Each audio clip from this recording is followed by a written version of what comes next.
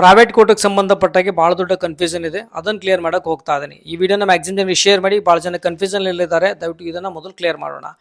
ಯಾರು ಹೊಸದಾಗಿದ್ದರೆ page follow ಮಾಡ್ಕೊಳ್ಳಿ. Up to admission ಅವರು ಗೈಡ್ ಮಾಡ್ತೀನಿ. ಎಲ್ಲ ವಿದ್ಯಾರ್ಥಿಗಳು ರಿಕ್ವೆಸ್ಟ್ ಇದೆ, ವಿಡಿಯೋನ ಲೈಕ್ ಮಾಡಿ, ಸೇವ್ ಮಾಡ್ಕೊಳ್ಳಿ. ಮ್ಯಾಕ್ಸಿಮಮ್ ಎಲ್ಲ ಗ್ರೂಪ್ನ ಶೇರ್ ಮಾಡಿ. ಇದೇ ರೀತಿ ಭಾಳಷ್ಟು ಡೌಟ್ ಕ್ಲಿಯರ್ ಮಾಡ್ತೇನೆ.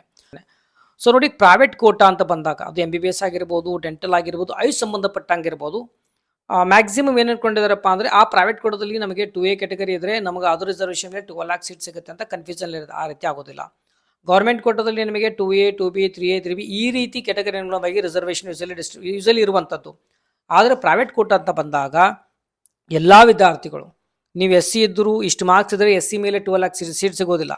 ಈಗ ನೋಡಿ, ಸಾಫ್ಟ್ವೇರ್ ಏನು ಮಾಡುವಂಥದ್ದು, ನೀವು 12 lakh ಆಗಿರ್ಬೋದು, 16 ಆಗಲಿ, 20 ಆಗಲಿ, 22 lakh ಸೀಟ್ನ ನೀವು ಆಯ್ಕೆ ಮಾಡಿಕೊಂಡಾಗ ಸಾಫ್ಟ್ವೇರ್ ಎಲ್ಲ ವಿದ್ಯಾರ್ಥಿಗಳಿಗೂ ಜನರಲ್ ಮೆರಿಟ್ ಆಗಿ ಕನ್ಸಿಡರ್ ಮಾಡ್ತೀವಿ. ನೋಡಿ, SC ಅಂತ ಇದ್ರೂ ಸಹ ನೀವು ಅಲ್ಲಿ 12 lakh ಆಪ್ಷನ್ನ ಸೆಲೆಕ್ಟ್ ಮಾಡಿದಾಗ ಸಾಫ್ಟ್ವೇರ್ ಮೇಲೆ ಜನರಲ್ ಮೆರಿಟ್ ಅಂತ ಕನ್ಸಿಡರ್ ಮಾಡೋದು. ಸಿಂಪಲ್ ವರ್ಡ್ ಹೇಳಬೇಕಂದ್ರೆ ಪ್ರೈವೇಟ್ ಕೋಟದಲ್ಲಿ ಎಲ್ಲ ವಿದ್ಯಾರ್ಥಿಗಳು ಜನರಲ್ ಮೆರಿಟ್ ಥರನೇ ಆಗ್ತಾರೆ.